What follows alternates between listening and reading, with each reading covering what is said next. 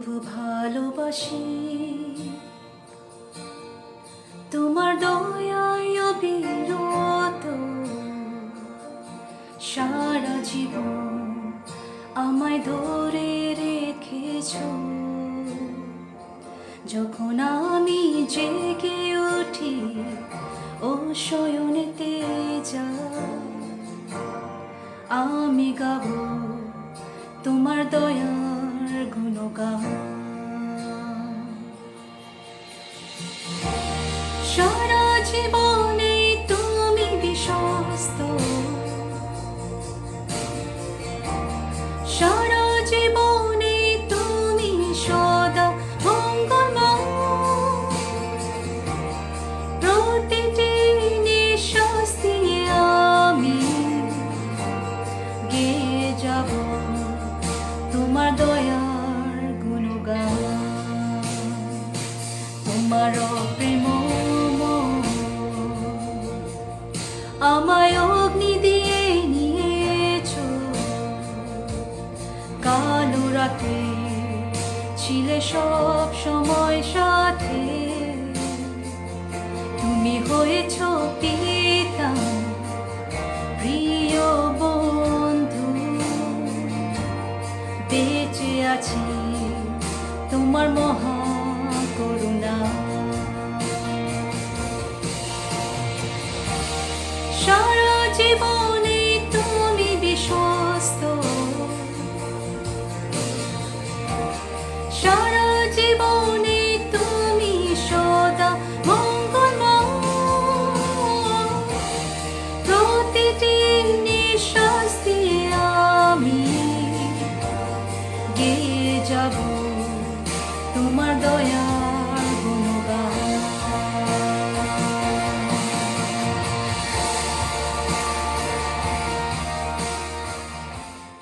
নমস্কার প্রিয় বন্ধুরা, আশা করি সকলেই ভালো আছেন। পিতা পরমেশ্বরকে ধন্যবাদ দিই যে তিনি আমাদের সকলকে সারাটি সপ্তাহ সুন্দরভাবে রক্ষা করে আবার আজকে এই পবিত্র বিশ্রাম দিনে তার চরণতলে আসবার সুযোগ দিয়েছেন যেন আমরা কিছুক্ষণ তার সঙ্গে সময় কাটাতে পারি, তার বাক্যের প্রতি আমরা মনোযোগ দিতে পারি এবং সেই বাক্য থেকে কিছু আমরা শিখতে পারি। আসুন প্রভুর বাক্যে যাওয়ার আগে আমরা একটি প্রার্থনাতে যাই। প্রেমময় পিতা ঈশ্বর, আমরা তোমাকে ধন্যবাদ দিই যে তুমি আমাদের সমস্ত সপ্তাহটি অতি সুন্দরভাবে রক্ষা করে আবার আজকের এই বিশ্রাম দিনে তোমার চরণতলে আসবার সুযোগ দিয়েছ। প্রভুগো, আমরা যখন এই সময় তোমার বাক্যের প্রতি মনোযোগ দেব, প্রার্থনা করি তুমি আমাদের সকলকে তোমার বাক্য বুঝতে সাহায্য করো এবং তোমার নামের গৌরব যেন আমাদের এই বাক্যের বোঝার মধ্যে দিয়ে হতে পারে।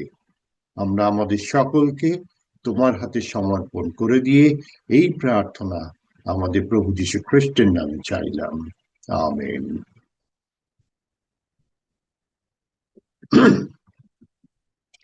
নভেম্বর মাসের মাঝামাঝি, আর এক মাস নয়, আর মাত্র 16 দিন বাদে নতুন একটা মাসের আরম্ভ হবে, যেটার নাম হচ্ছে ডিসেম্বর মাস। ছোটবেলাতে খুব অধীর আগ্রহে অপেক্ষা করতাম যে ডিসেম্বর মাস কখন আরম্ভ হবে। তার কারণ হচ্ছে শুধু যে স্কুলের পড়া থেকে কিছুদিনের জন্য বিরতি পেতাম তাই নয়, কিন্তু ডিসেম্বর মাসটা অত্যন্ত গুরুত্বপূর্ণ ছিল আমাদের কাছে। তার কারণ ছিল একটি বিশেষ উৎসব, প্রভু যীশু খ্রিস্টের অনুগামীদের কাছে একটি বিশেষ আনন্দের দিন, বড়দিন আসতো, বড়দিন পড়তো এই ডিসেম্বর মাসের 25শে ডিসেম্বর। যদিও শাস্ত্রের দিক থেকে দেখলে বা ঐতিহাসিক দিক থেকে দেখলে 25শে ডিসেম্বরেই যে প্রভু যীশু খ্রিস্টের জন্ম হয়েছিল তার কোনো প্রমাণ আমরা পাই না। কিন্তু এটা অবশ্যই একটি বাস্তব সত্য যে প্রভু যীশু খ্রিস্ট এই পৃথিবীতে অবতীর্ণ হয়েছিলেন। তিনি তার সেই আগমনের মাধ্যমে আমাদের মুক্তির পথ দেখিয়েছেন। তার সেই প্রথম আগমনে অনেক কারণ আছে, কিন্তু তার মধ্যে একটি হচ্ছে, যেমন মুক্তির পথ আমাদের তিনি দেখিয়েছেন, তেমনি তিনি তার সেই প্রথম আগমনের মাধ্যমে তার দ্বিতীয় আগমন সম্বন্ধেও আমাদের শিক্ষা দিয়েছেন। প্রভু যীশু খ্রিস্টের দ্বিতীয় আগমনের মাধ্যমে তার স্বর্গরাজ্যের পুনঃপ্রতিষ্ঠা হবে, এবং সেটি হবে সম্পূর্ণভাবে।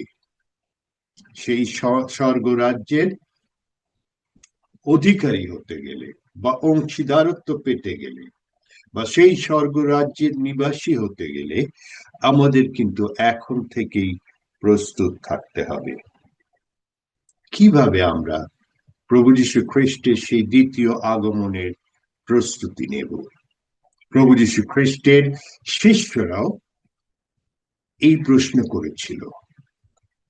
তাদের মনের মধ্যে এই প্রশ্ন ছিল যে স্বর্গরাজ্যের নিবাসী হতে গেলে আমাদের কি করতে হবে, কখন সেই স্বর্গরাজ্য উপস্থিত হবে। কারণ তাদের মধ্যে অবশ্যই একটা ভুল ধারণা ছিল যে ঈশ্বরের স্বর্গরাজ্য একটি রাজনৈতিক রাজ্যে পরিণত হবে। প্রভু যীশু খ্রিস্ট সেই শিক্ষা আমাদের দেননি। তিনি যে রাজ্যের প্রতিষ্ঠা করতে এসেছিলেন, সেই রাজ্যটি কোনো রাজনৈতিক রাজ্য নয়, কোনো ভৌগোলিক সীমারেখার মধ্যে সীমাবদ্ধ নয়, কিন্তু তার সেই রাজ্য সর্বত্র বিস্তৃত।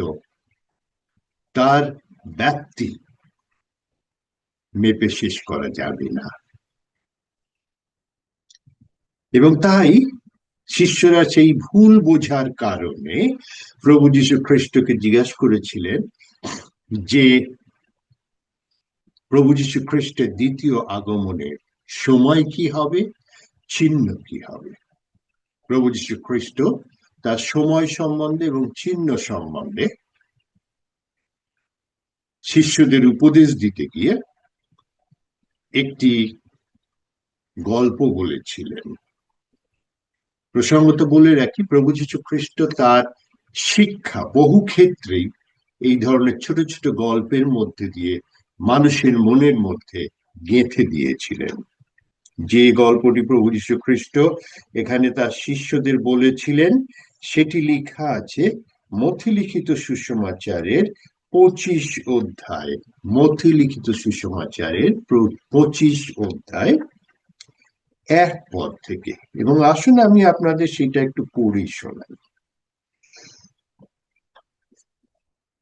1 পদ থেকে পড়ছি। স্বর্গরাজ্য কেমন হবে তা 10 জন কনের সঙ্গে তুলনা করা চলে, যারা তাদের প্রদীপ নিয়ে বরের সঙ্গে সাক্ষাৎ করতে বার হলো।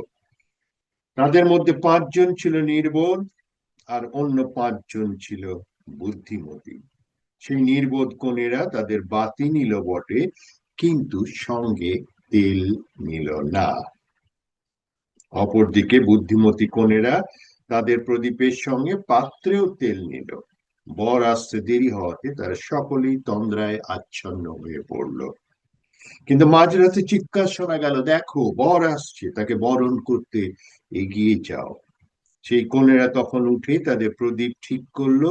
কিন্তু নির্বোধ কনেরা বুদ্ধিমতী কনেদের বলল, তোমাদের তেল থেকে আমাদের কিছু তেল দাও, কারণ আমাদের প্রদীপ নিভে যাচ্ছে। উত্তরে সেই বুদ্ধিমতী কনেরা বলল, না, তেল যা আছে তাতে হয়তো আমাদের ও তোমাদের কুলাবে না।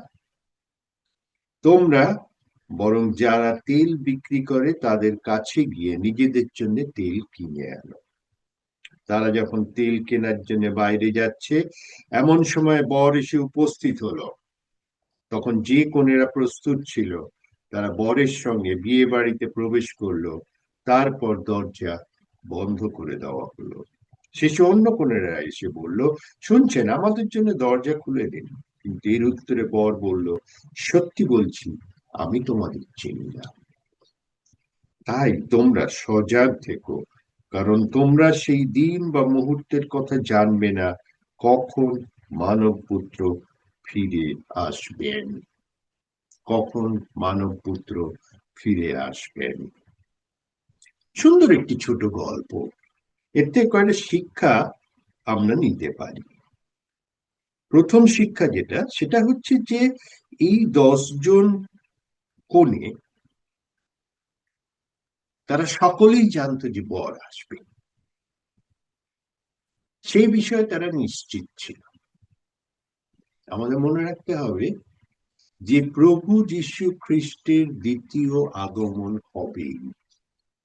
আমরা চাই বা না চাই, পছন্দ করি বা না করি, এটা আমাদের জেনে রাখতে হবে যে প্রভু যীশু খ্রিস্ট অতি অবশ্যই আসবেন। এবার প্রশ্ন হতে পারে যে অনেক বছর তো অপেক্ষা করলাম, প্রায় 2 বছর, 2000 বছর হয়ে গেল, তিনি তো এলেন না। অনেক সময় এরকম হয় আমাদের জীবনে, অপেক্ষা করতে করতে আমরা হতাশ নিরাশ হয়ে পড়ি। প্রভু যীশু খ্রিস্ট এখনো আসেননি। তার কারণ হচ্ছে তিনি পৃথিবীর সমস্ত মানুষকে সুযোগ দিতে চান যেন তারা সেই স্বর্গরাজ্যের নিবাসী হতে পারে তাদের পরিত্রাণের মাধ্যমে। তাই প্রিয় বন্ধুরা, জানবেন যে প্রভু যীশু খ্রিস্ট আসবেন। কবে আসবেন সেটা মুখ্য বিষয় নয়। মুখ্য বিষয় হচ্ছে যে আমাদের জানতে হবে, নিশ্চিত হতে হবে যে তিনি আসবেন, এবং তিনি এবং তার জন্য আমাদের প্রস্তুত থাকতে হবে। দেখুন, এখানে শাস্ত্রে লেখা আছে যে তাই তোমরা সজাগ থাকো। আমরা এই গল্পে শুনলাম যে প্রভু যীশু খ্রিস্ট বলছেন 10 জন কনে অপেক্ষা করছিল তারা।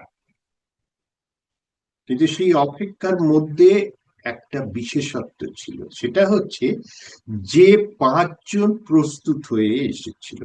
তখনকার দিনে আমাদের এই ইলেকট্রিসিটি ছিল না, মানুষ প্রদীপের আলোয় কাজ করত, এবং প্রদীপগুলি খুব ছোট হতোই, এরকম আমাদের হাতের তালুতে সেই প্রদীপটাকে ধরা যায়। ফলে কি হতো, প্রদীপ বেশিক্ষণ জ্বলতো না। যাদের অপেক্ষা করতে হতো তারা একটা আলাদা পাত্রে তেল নিয়ে যেত, যেটাতে বোঝা যেত যে তারা প্রস্তুত আছে অনেকক্ষণ অপেক্ষা করার জন্য। এই কন্যাদের মধ্যে বা কনেদের মধ্যে 5 জন তাদের ব্যবহারের মধ্যে পরিচয় দিয়েছিল যে তারা প্রস্তুত।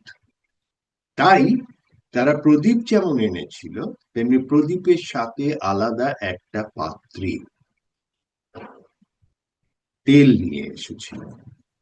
আর 5 জন যারা ছিল তারাও জানতো যে পর আসবে, কিন্তু তাদের প্রস্তুতি সেইভাবে সম্পূর্ণ ছিল না, এবং তাই তারা আলাদা পাত্রে তেল আনতে পারেনি।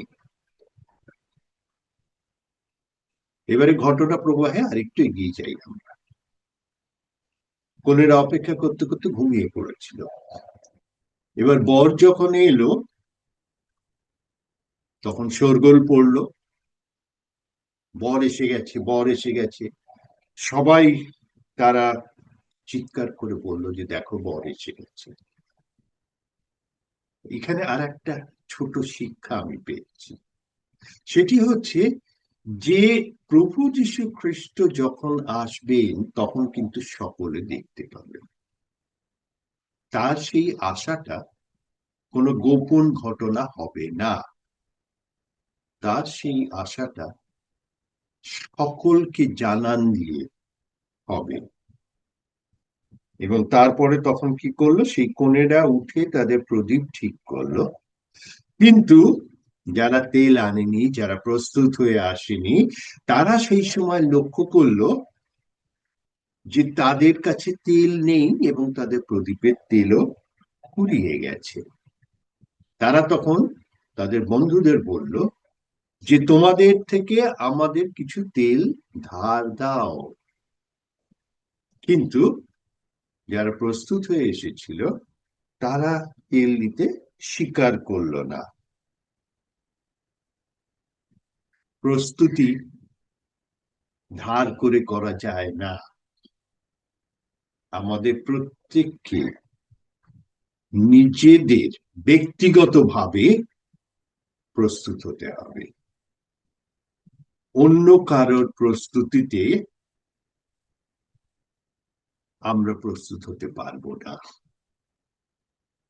আমরা বাঙালিরা খুব ভালো রকম ভাবে এই লাইনটা জানি, রবীন্দ্রনাথ ঠাকুরের লেখা, পতির পুণ্যে সতীর পুণ্য। উনি সেটা কবিতায় লিখেছিলেন, কিন্তু বাস্তবে প্রভু যীশু খ্রিস্টের এই দ্বিতীয় আগমনে পতির পুণ্যে সতীর পুণ্য হয় না। পতির পুণ্য পতির থাকে, সতীর পুণ্য সতীরই থাকে।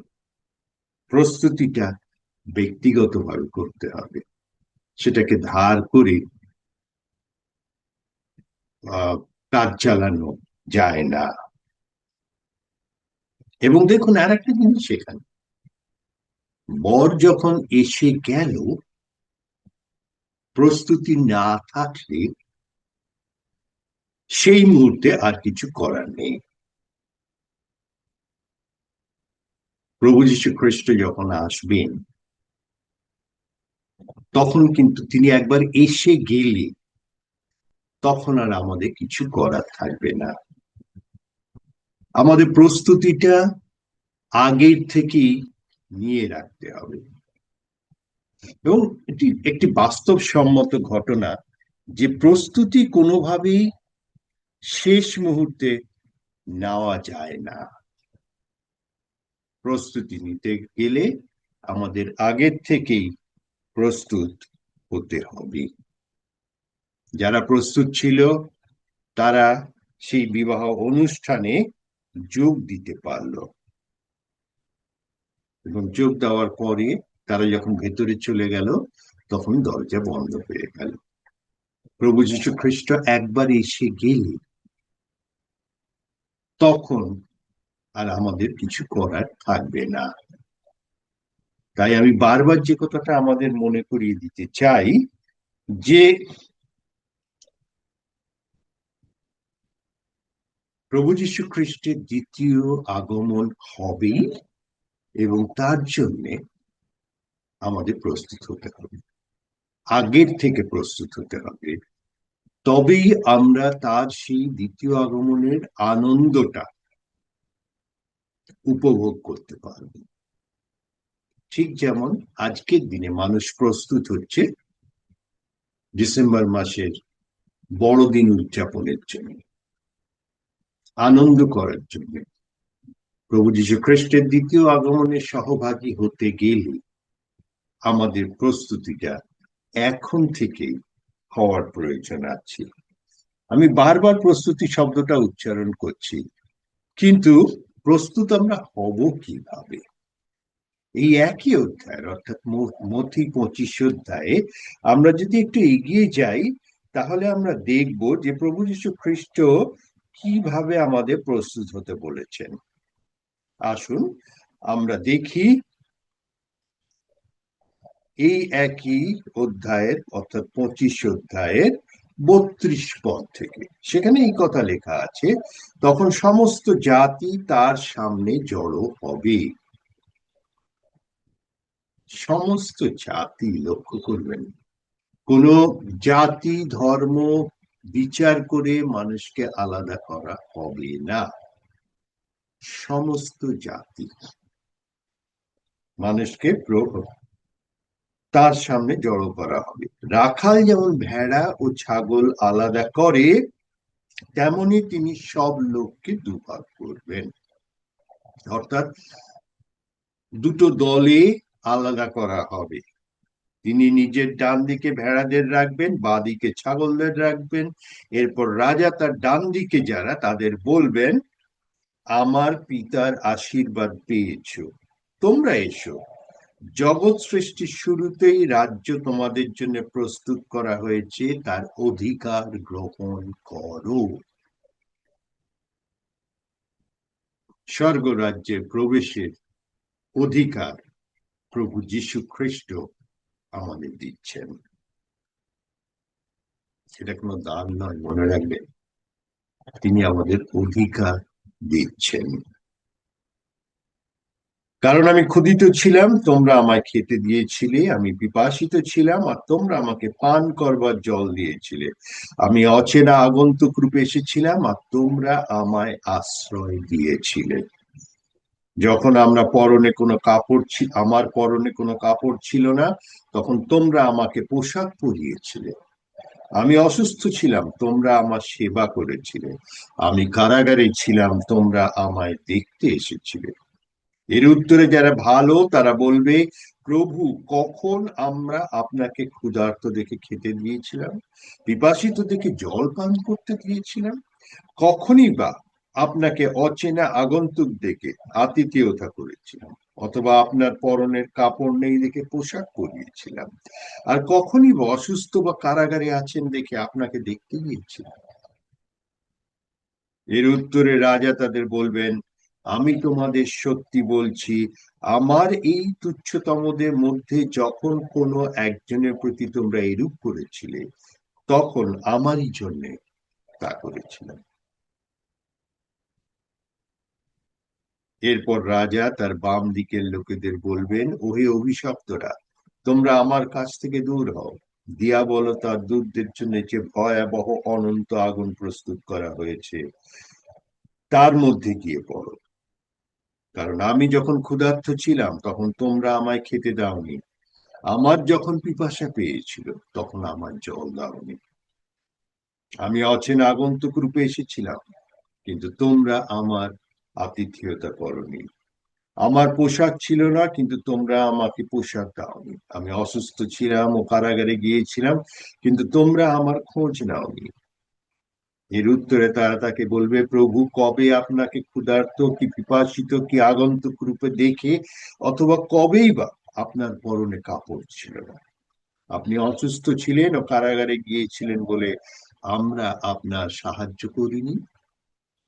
এই কথার উত্তরে রাজা বলবেন, আমি তোমাদের সত্যি বলছি, তোমরা যখন এই অতি সামান্য যারা তাদের কোনো একজনের প্রতি তা করনি, তখন আমারই প্রতি তা করনি। লক্ষ্য করুন, প্রতিটি ক্ষেত্রে এখানে ক্ষুধার্ত, পিপাসার্ত, নগ্ন, অপরিচিত, আগন্তুক, সবই মানুষ, সকলেই মানুষেরা। এবং প্রভু যীশু খ্রিস্ট বলছেন যে যখন আমরা আমাদের এই ধরনের কোনো প্রতিবেশী, মনে রাখবেন, প্রতিবেশী মানে শুধু পাশের বাড়ির মানুষটা নয়, গোটা পৃথিবী আমাদের প্রতিবেশী, যখন আমরা আমাদের কোনো প্রতিবেশীর প্রতি এই ধরনের ব্যবহার করি, তাদের ভালোবাসি এবং তাদের সেবা করি, তার মধ্যে দিয়ে আমরা প্রভু যীশু খ্রিস্টের সেবা করি। আমাদের প্রস্তুতি এই সেবার মধ্যে দিয়ে। আমি বাস করি সেই বিখ্যাত শহর, যে শহর মাদার তেরেসার সেবার জন্য বিখ্যাত।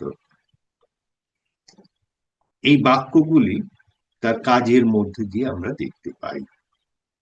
তিনি ক্ষুধার্তকে খেতে দিয়েছিলেন, পিপাসার্তকে জল দিয়েছিলেন, অসুস্থকে সুস্থ করেছিলেন।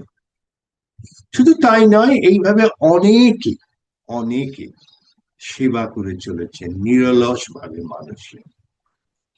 কারণ এই সেবার মাধ্যমে তারা প্রভু যীশু খ্রিস্টকে সেবা করে চলেছেন।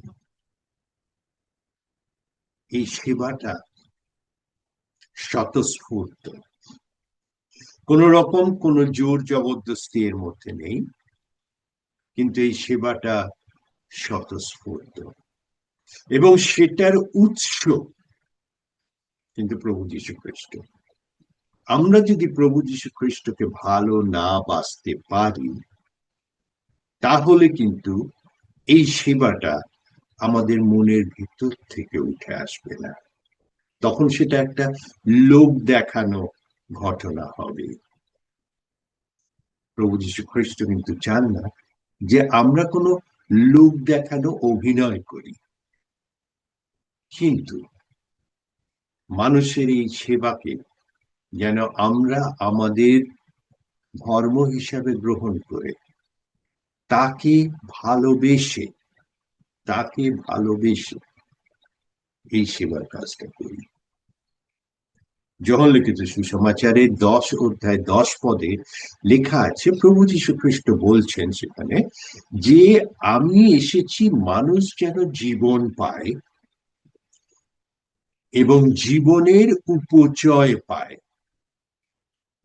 তিনি বলেছেন জীবনের উপচয় পায়, অর্থাৎ নিজে তো ভরে যাচ্ছি, ভরার পরে সেটা যেন উথলে উঠছে। প্রভু যীশু খ্রিস্ট আমাদের জীবন দিতে এসেছেন, যেন সেই জীবনটা আমরা নিজেদের মধ্যে সীমাবদ্ধ না রেখে সেই জীবনটা যেন আমাদের মধ্যে থেকে উথলে ওঠে, এবং সেই উথলানোর ফল হিসাবেই কিন্তু এই সেবা।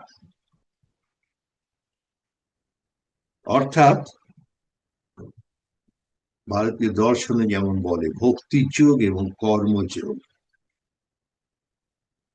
ভক্তিযোগ এবং কর্মযোগের সমন্বয়ে আমরা এই প্রস্তুতি নিতে পারি। মনে রাখবেন, প্রথমে আমি বলেছিলাম যে শিষ্যরা জানতে চেয়েছিল কখন।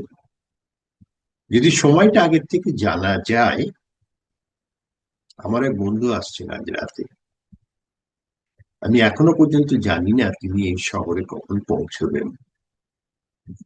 গতকাল রাতে তাকে আমি খবর করেছিলাম যে তুমি কখন পৌঁছচ্ছ বলো, তাহলে সেই মতন গাড়ি এবং গাড়ির চালক তোমার জন্য উপস্থিত থাকবে। আমরা চেষ্টা করি সব সময় যে সময়টা জানার।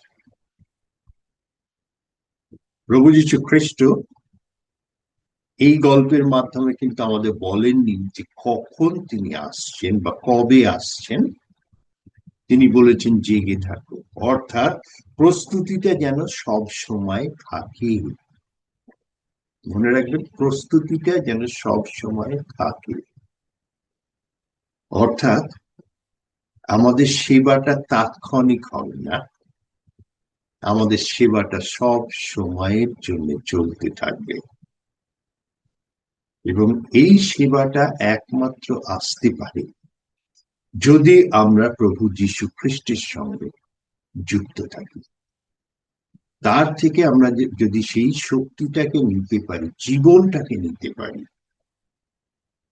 তাহলেই কিন্তু সেই জীবনের উপচয়, উথলে ওঠা জীবনটা আমরা আমাদের সামনে রাখতে পারবো, লোকের সামনে রাখতে পারবো, এবং আমাদের প্রস্তুতি সঠিক পথে চলতে থাকবে।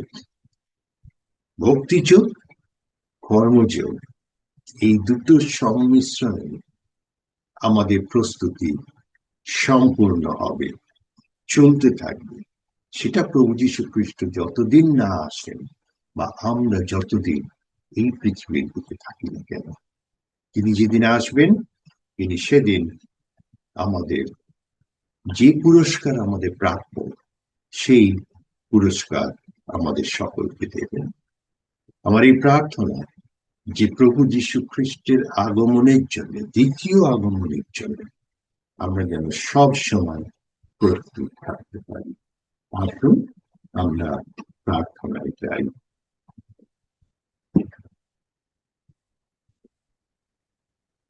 আমাদের প্রিয় প্রভু যীশু খ্রিস্ট, আমরা জানি যে তোমার সেই দ্বিতীয় আগমন হবে, এবং তা খুব বেশি দূরে নয়। এবং তাই প্রার্থনা করি প্রভু, যে তুমি আমাদের সেই জীবন দাও, যে জীবন তুমি আমাদের প্রতিজ্ঞা করেছ, উপচে পড়া জীবন। এই জীবনের মধ্যে দিয়ে আমরা যেন আমাদের আশেপাশে আরো যারা অসুস্থ, পীড়িত, ক্ষুধার্ত, পিপাসার্ত আছেন, তাদের আমরা সেবা করতে পারি। এই সেবা এবং আমাদের ভক্তি যেন আমাদের প্রস্তুত করে তোমার সেই দ্বিতীয় আগমনের জন্য। আমাদের সকলকে তোমার হাতে সমর্পণ করে দিলাম। তুমি আমাদের প্রত্যেককে জানো প্রভু, আমাদের প্রত্যেকের জীবনে কিছু না কিছু সমস্যা আছে, কারোর অর্থনৈতিক, কারোর পারিবারিক, কারোর সামাজিক, কারোর শারীরিক, যার যা কিছু সমস্যাকে তোমার হাতে সমর্পণ করে দিলাম। তুমি কৃপা করো এবং সমস্যা থেকে মুক্তি দাও। আগামী কয়েক ঘন্টা পরে আমরা একটা নতুন সপ্তাহে পদার্পণ করব। আশীর্বাদ করো যেন সপ্তাহের প্রতিটি দিন আমরা তোমার পক্ষচ্ছায়ার নিচে থাকতে পারি, তোমার আশীর্বাদ ধন্য হতে পারি এবং প্রভু আবার একটি পবিত্র বিশ্রাম নিয়ে তোমার চরণ তলে আসতে পারি। এবং বিদায় ঈশ্বর, আমরা আমাদের সকলকে তোমার হাতে সমর্পণ করে দিয়ে এই প্রার্থনা প্রভু যীশু খ্রিস্টের নামে চাই, দয়া করে শ্রবণ এবং গ্রাহ্য করো। আমেন।